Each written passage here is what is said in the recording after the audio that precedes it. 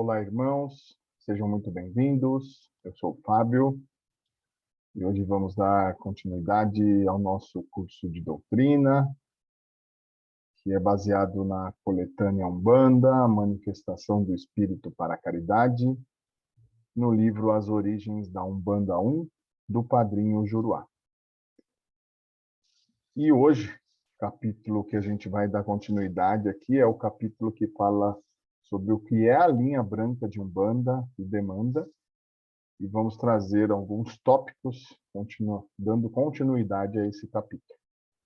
Vamos falar aqui bastante da relação entre a Umbanda e o kardecismo, falar também da Federação Espírita Brasileira, enfim, uma passada nessa história, né, do que é a linha branca de Umbanda, fazendo essa relação principalmente com o kardecismo. E a gente vai começar falando sobre o processo da cura da obsessão. Como é que funciona a cura da obsessão no kardecismo? Bom, o kardecismo, no kardecismo, né, ocorre principalmente o processo de doutrinação, né, do espírito obsessor. Então, de forma branda, de forma mais tranquila, lenta, o kardecismo ele trabalha muito essa questão da doutrinação do espírito obsessor, mostrando, né, ao espírito onde ele está errando, o porquê aquilo não deve ser feito, discutindo, ensinando, até que aconteça o convencimento do espírito obsessor. E também, logicamente, né, o kardecismo acaba também trabalhando o obsedado, a pessoa que está recebendo a obsessão, através dos passes. Como é que funciona na Umbanda isso, né?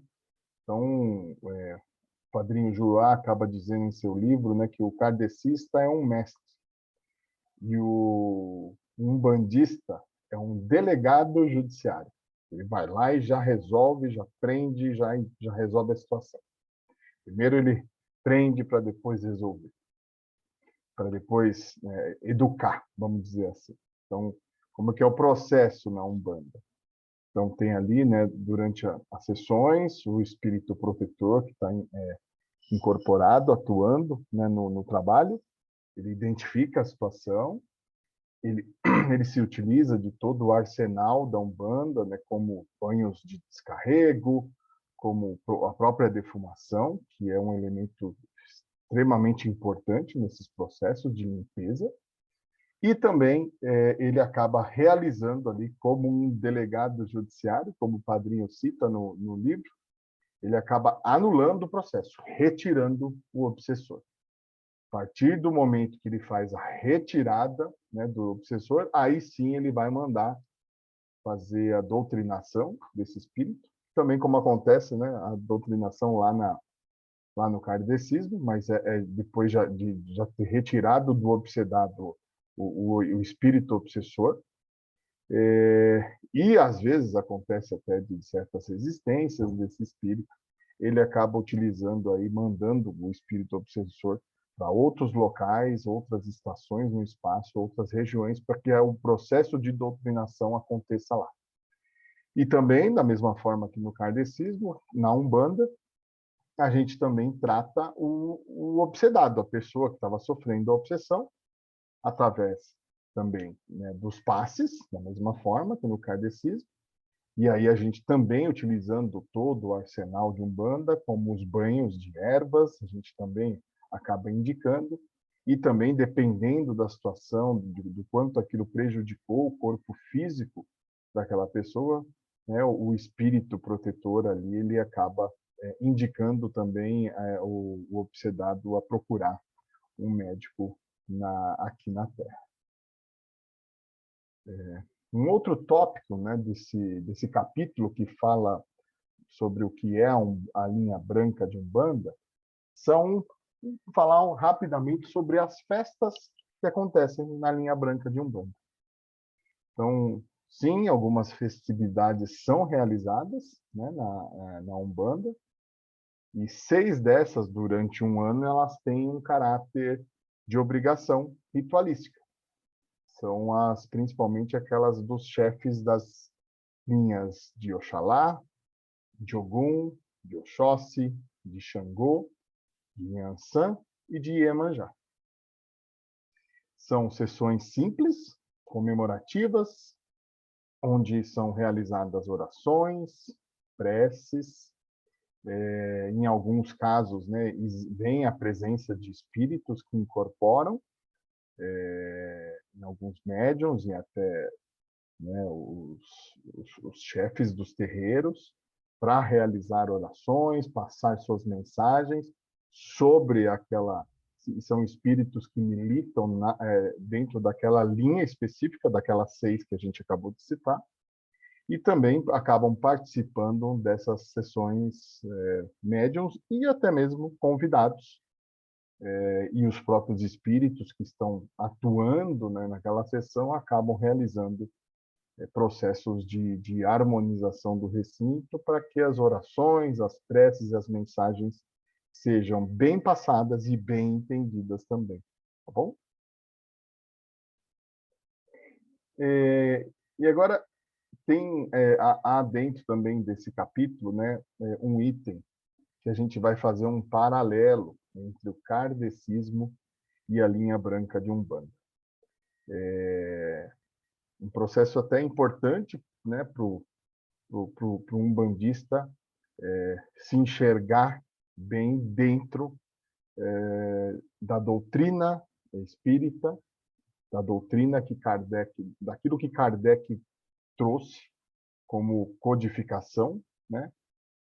E a gente já pode dizer logo de cara, e a gente vai trazer alguns exemplos aqui, que a linha branca de Umbanda ela está totalmente enquadrada na doutrina de Allan Kardec. Então, principalmente aqui no Evangelho segundo o Espiritismo e no Livro dos Espíritos.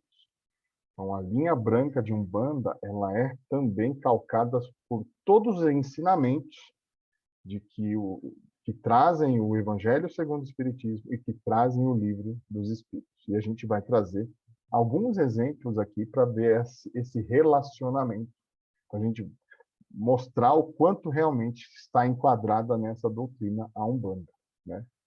Então, a gente separei aqui, né, sobre alguns tópicos. Então, primeiro aqui, né, quanto à natureza dos espíritos, guias que nos assistem e a afinidade. Então, o que diz, né, o Livro dos Espíritos no item 519? As aglomerações de indivíduos, como as sociedades, as cidades, as nações, têm espíritos protetores especiais? E a resposta: tem, pela razão de que esses agregados são individualidades coletivas que, caminhando para um objetivo comum, precisam de uma direção superior. Aqui a gente também vê uma relação do que está descrito aqui no Livro dos Espíritos com os nossos queridos caboclos e pretos velhos, né, que essas entidades que na Umbanda, né, tomaram esse arquétipo, né, de caboclos e pretos velhos, principalmente para realizar a afinidade com o Brasil, né? O Brasil foi uma terra muito habitada pelos índios, também habitada, né, pelos negros, escravos, que vieram da África. Então, quando veio a Umbanda, né, as entidades tomaram o próprio anunciador da Umbanda já se declarou caboclo das 7 encruzilhadas. Muitas entidades que estavam com muita afinidade com o Brasil, não necessariamente foram índios, não necessariamente foram escravos, mas essa regionalidade acontece aqui na Umbanda também. E o interessante aqui é que fala, né, sobre as aglomerações, as nações, as cidades, a questão é se elas têm protetores especiais. E a resposta é positiva, né, já que aquela nação, aquela cidade, elas possuem normalmente um objetivo comum, quando você olha a coletividade, e elas têm que ter uma direção superior. E os caboclos e pretos velhos aqui no Brasil também tomaram tiveram essa incumbência para também guiar as pessoas para o seu objetivo comum. Então, aqui a gente pode dizer, né, que esse ponto sobre afinidade que traz o livro dos Espíritos, os caboclos e pretos velhos estão totalmente conectados. A Umbanda está conectada. E ainda sobre esse item, no item 520, diz o seguinte: os espíritos protetores das coletividades são de natureza mais elevada do que os que se ligam aos indivíduos? E aí a resposta: tudo é relativo ao grau de adiantamento, quer das coletividades, quer dos indivíduos. Então, também aqui a mesma situação, né, para a Umbanda, ou seja, caboclos, pretos velhos e todos os espíritos que também militam na Umbanda, também estão dentro aqui, né, dessa regra, ou seja, temos eles sim à frente da coletividade, e aí cada indivíduo aqui na Terra possui, né, o seu espírito protetor, mas isso não quer dizer que eles têm maior ou menor grau de elevação. Isso sempre vai depender do adiantamento tanto da coletividade como de cada indivíduo. Então, também podemos dizer aqui que a Umbanda está ligada a esse ponto de afinidade aqui em relação ao que diz o Livro dos Espíritos. Quanto aos nomes utilizados, então, os nomes, né, que eu até há pouco citei, sobre caboclos e pretos velhos, na Umbanda, as entidades assumiram, colocando principalmente caboclos e pretos velhos, né, assumiram esses arquétipos. E aqui o Livro dos Espíritos, ele diz no item 505, né, fazeis questão de nomes. Eles, os espíritos, tomam um que vos inspire confiança. Então, mais uma relação. E aí também relação com a questão da afinidade no Brasil, né? Aqui, a Umbanda utilizou os caboclos e os pretos velhos, que foram peças fundamentais, regionais, com afinidade no Brasil, para se manifestar, para que realmente a gente pudesse trazer, a Umbanda pudesse inspirar confiança. E pode ver que o item 505 diz aqui, né, no Livro dos Espíritos, eles têm, porque assim, vocês na Terra, nós aqui fazemos questão de nomes. Então, os espíritos trazem nomes que vão trazer e inspirar confiança com vocês. Então, os próprios caboclos, os próprios pretos velhos acabam. E aí, nas nossas sessões, existem muito aquilo, né? Putz, qual é o nome, né, do guia?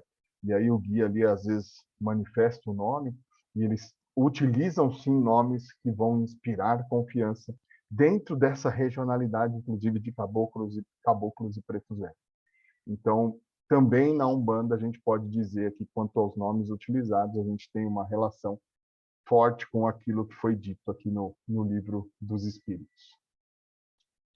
Ainda, né, sobre os nomes, lá na conclusão do Livro dos Espíritos, no item 9, diz o seguinte: julgai, pois, dos espíritos pela natureza de seus ensinos. Não ouvideis que entre eles há os que ainda se não despojaram das ideias que levaram da vida terrena. Sabei distingui-los pela linguagem de que usam. Julgai-os pelo conjunto do que vos dizem. Vede se há encadeamento lógico nas suas ideias. Se nestas nada revela ignorância, orgulho ou malevolência, em suma, se suas palavras trazem todas o cunho de sabedoria que a verdadeira superioridade manifesta. Se o vosso mundo fosse inacessível ao erro, seria perfeito, e longe disso se acha ele. Então, também é importante aqui, independente do nome que é utilizado, né, pelo espírito, porque a gente acabou de ver, né, que os espíritos usam nomes que vão nos trazer e inspirar confiança, mas independente disso, né, o que diz aqui nesse trecho do item 9 da conclusão do Livro dos Espíritos veja se há encadeamento lógico nas ideias dos espíritos. Julgue-os pelo conjunto daquilo que eles dizem, e não apenas pelo nome. O nome mesmo, trazendo, inspirando confiança, o que importa de fato é a mensagem, né, que o guia, que o espírito está ali trazendo para nós. Então, isso também se aplica a nós, na Umbanda, a mesma situação daquilo que está escrito aqui no Livro dos Espíritos. Outra relação também quanto aos espíritos protetores, a gente diz aqui também, da mesma forma que está aqui no Livro dos Espíritos, que na Umbanda nós também temos os nossos espíritos, nossos guias protetores, que não necessariamente são espíritos superiores. Mesma situação um pouco que a gente viu agora sobre afinidade, né? Que, independente de serem espíritos que estão num colegiado, eles não necessariamente eles são espíritos superiores que estão ali, mas podem ser apenas protetores, depende do grau de adiantamento, né? E na Umbanda a mesma situação, tá? Então também ainda no item 519 diz o seguinte: todo homem tem um espírito que por ele vela, mas as missões são relativas ao fim que visam. Não dais um professor de filosofia a uma criança que está aprendendo a ler. A mesma situação aqui. Também nós teremos os nossos espíritos, os nossos guias, ligados a nós, dependendo do nosso grau de adiantamento. Aqui, né? Não dê um professor de filosofia a uma criança que está aprendendo a ler. Então, dependendo do grau de adiantamento, né, de cada um de nós, da nossa coletividade também, existem espíritos com a sabedoria para que a gente possa ter um entendimento. Não adianta a gente dar um professor de filosofia para uma criança que ela não vai conseguir compreender aquilo naquele momento, né? Então, a mesma situação acontece aqui e também da mesma forma com que existem os protetores e os protetores estão ligados a outros guias e espíritos superiores, acontece aqui a mesma coisa na Umbanda. Então nós temos também os nossos caboclos, os nossos pretos velhos, cada um com o seu adiantamento, que estão também ligados a outros guias, que são guias superiores, entidades superiores, que têm um conhecimento maior em relação àqueles que podem estar atuando junto com a gente. Então, não necessariamente são espíritos superiores que atuam diretamente com a gente, da mesma forma que foi dito aqui no Livro dos Espíritos, acontece com a gente aqui na Umbanda. Quanto à caridade, então a gente pode, aqui no Evangelho segundo o Espiritismo, por várias vezes é dito, né, fora da caridade não há salvação, e isso é um dos princípios da Umbanda. Então esse relacionamento, né, entre o que Kardec colocou no Evangelho segundo o Espiritismo, também os itens que a gente está falando aqui no Livro dos Espíritos tem muita ligação com a Umbanda, e essa aqui um dos pilares, né? A gente também pode falar sobre a influência dos espíritos que acontece em nós, né? Então, os guias da Umbanda, eles acabam trabalhando, sim, operando na vida de seus protegidos, né? Da mesma forma que a gente vê aqui no item 525 do Livro dos Espíritos. O que diz esse item? Exercem os espíritos alguma influência nos acontecimentos da vida? E a resposta: certamente, pois que vos aconselha.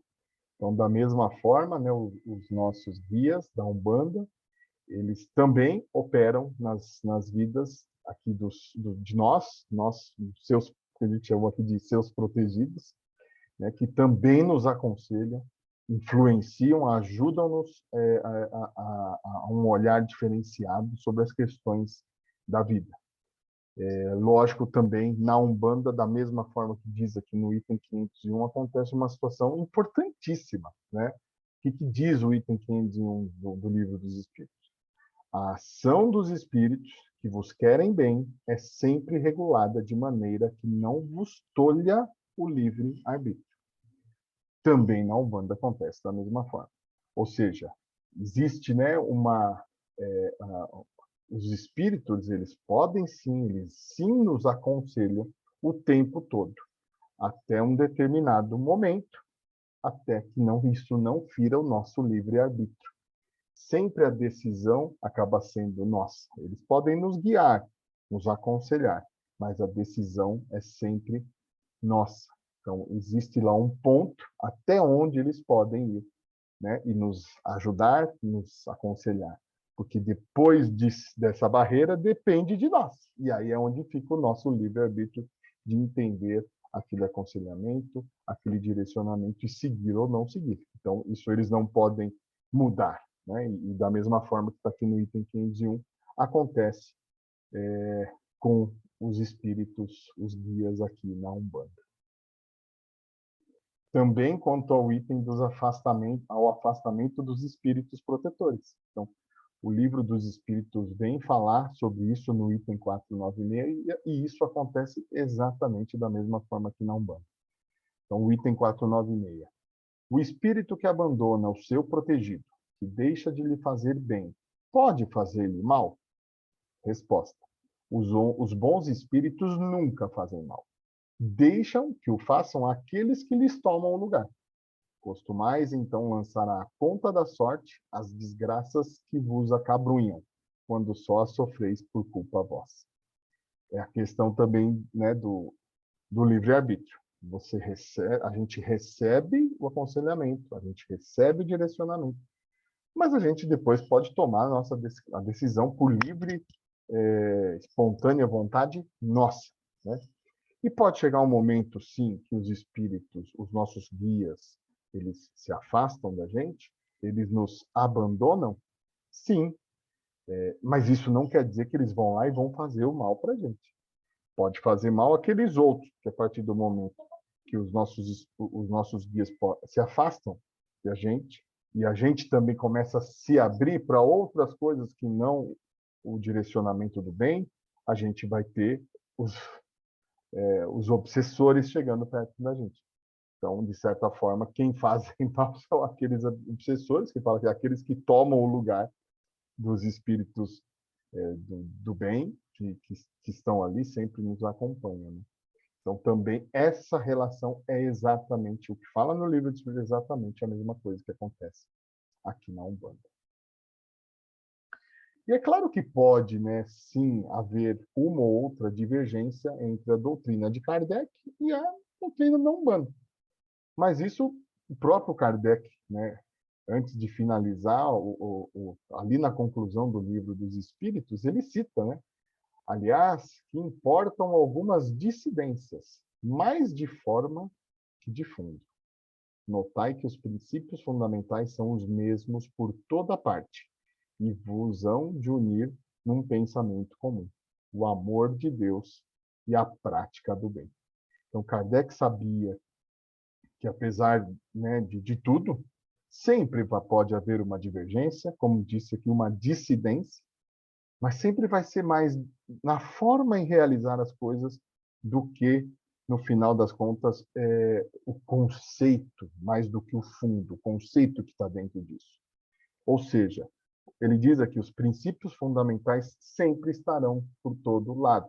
A gente também encontra exatamente esses princípios fundamentais aqui na Umbanda. O amor de Deus e a prática do bem.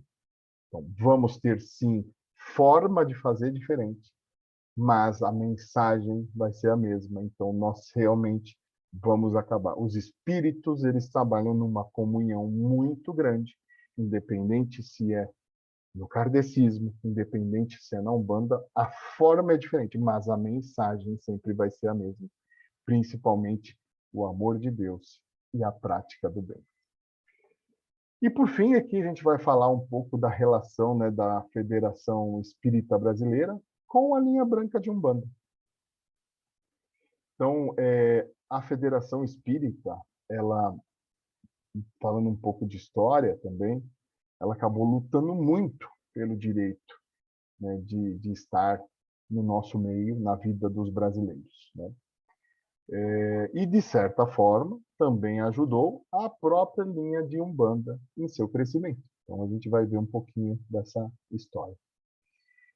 Lá em 1889, né, quando teve a proclamação da República no Brasil, logo depois, né, como a gente estava se organizando como república, a gente teve que começar, né, E uma sociedade é sempre regulada por leis. E aí a gente teve que organizar o primeiro Código Penal, que é de 1890. E nesse Código Penal, lá no artigo 157, dizia o seguinte: praticar, olha assim, no Código Penal, o que está no Código Penal? Estão aquelas ações que são tipificadas como crime, né? Então veja o que está escrito no 157 do Código Penal de 1890.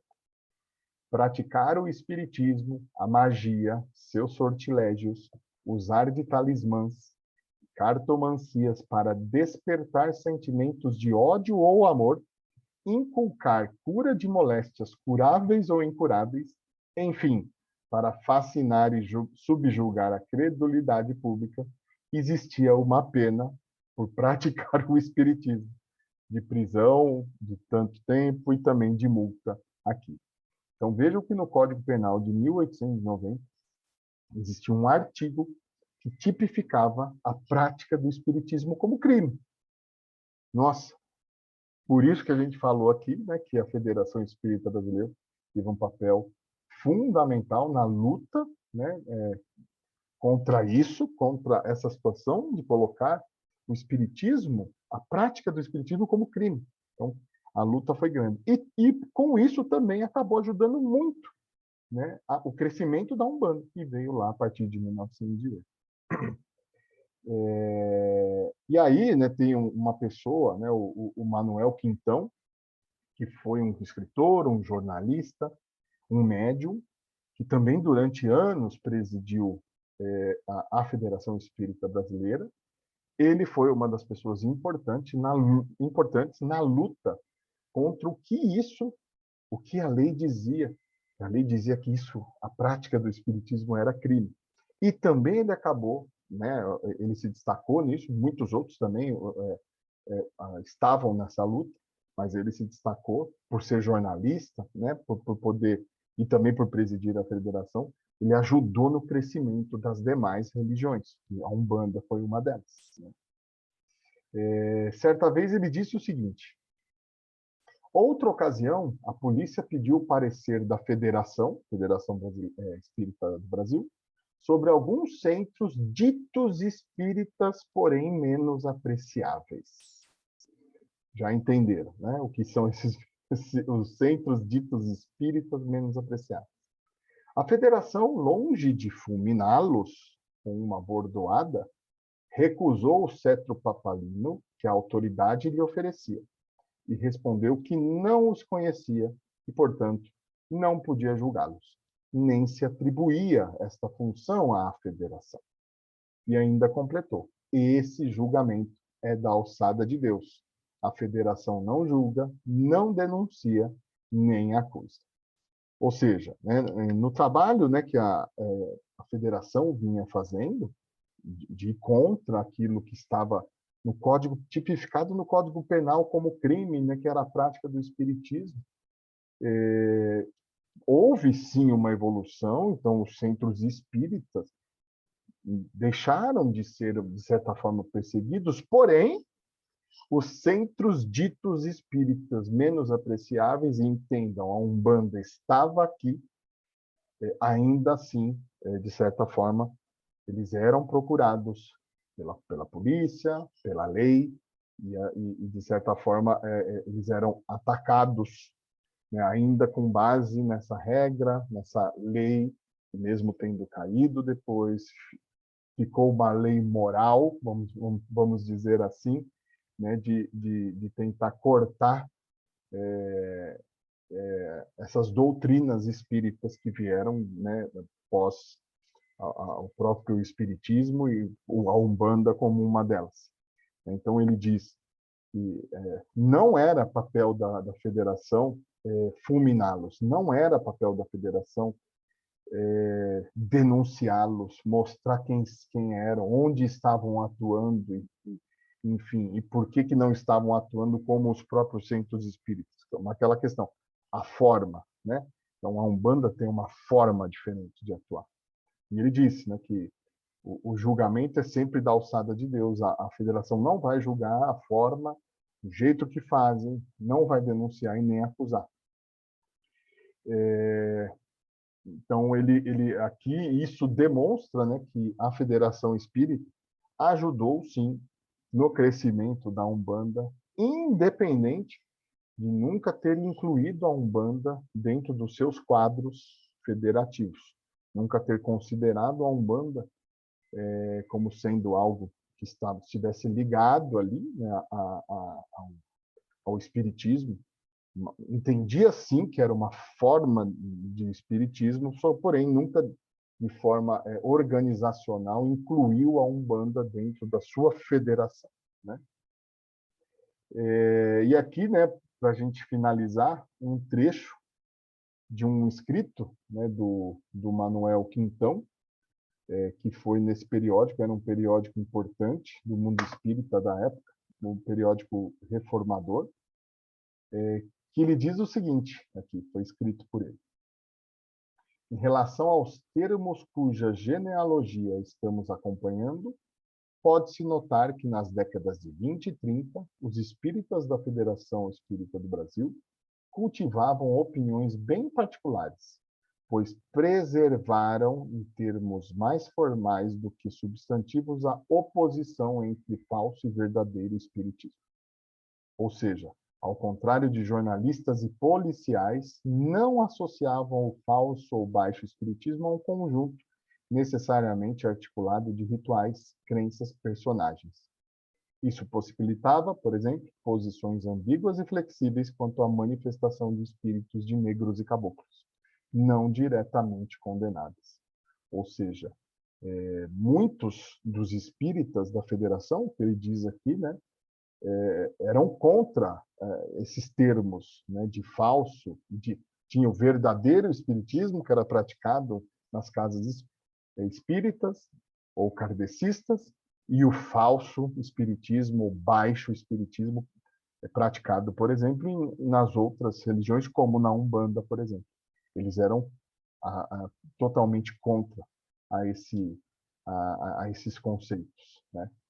E ainda continua. Já a propósito daqueles que tinham suas práticas reprovadas, havia uma permanente disposição para acolher quaisquer ovelhas desgarradas, submetendo-as aos influxos de uma saudável e corretiva propaganda. Doutrinar em larga escala, vulgarizar, exemplificar, sobretudo, individual e coletivamente, é o que nos cabe fazer. Os diretores e porta-vozes da Federação Espírita do Brasil, pela imprensa e pelo reformador, insistiram, portanto, na ilegitimidade ou na inconveniência da repressão ao baixo espiritismo. Diante disso, fica ainda mais interessante perceber como a instituição terá um papel significativo na dinâmica de combate oficial às práticas do baixo espiritismo.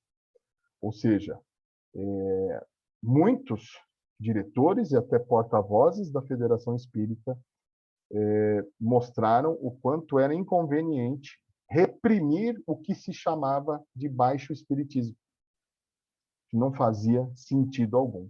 Então, por isso, da importância da Federação Espírita Brasileira na luta, né, contra aquilo que tinha sido tipificado como crime ainda, a prática do espiritismo, e no próprio crescimento da Umbanda, né, como religião, porque apesar da Umbanda não fazer parte da federação, eles entendiam sim que não eram, principalmente, não era um baixo espiritismo, como era dito na época, e o fato deles não apoiarem ações contra essas instituições, como a nossa Umbanda, fez com que a Umbanda pudesse crescer, se desenvolver e também depois, ao longo do tempo, todo mundo tendo a liberdade de escolha em utilizar aquela religião, estar naquela religião que bem entendesse. Então, um processo muito importante para a gente aqui. Enfim, gostaria de agradecer a todos. A gente vai ficando por aqui. Até um próximo encontro, irmãos, e saravá.